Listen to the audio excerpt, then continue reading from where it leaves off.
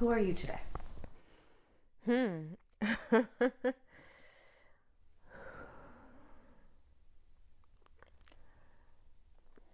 a survivor. I don't think I've said that out loud. It was late 2014, early 2015 that I met my former partner. We were introduced by family members from either side.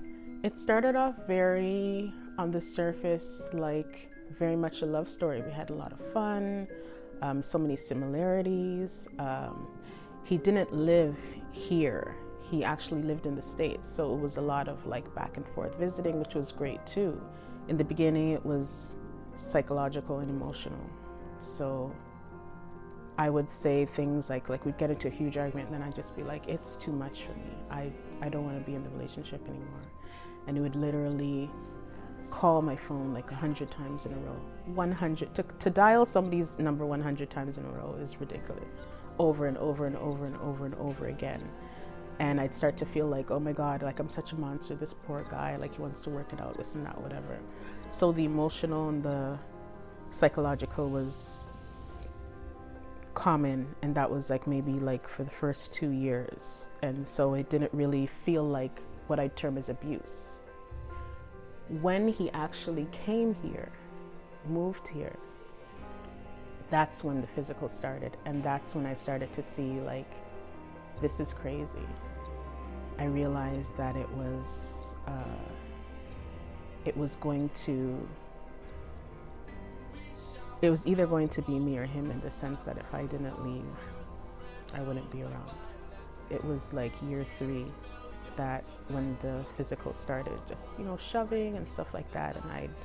And I definitely don't want to come across as so victimized that I never defended myself. I would shove right back, like, and I'm in shock, like somebody you love, like putting their hands on you, like, what are you doing, right? But then very quickly it progressed into things like being choked against a wall.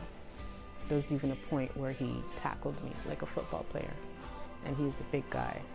And I would never wish on my worst enemy the feeling of somebody's hands on your neck and looking at somebody who has proclaimed that they love you, but is literally jeopardizing your life. I never had real sincere thoughts of truly leaving until the physical abuse began, because that's when it was my wake-up call. Yeah, it's my wake-up call. It was an entire turning point in my life. 2019 was the year that broke me, but it was also the year that blessed me with a strength that I earned. I'm grateful to say I'm in a great space right now.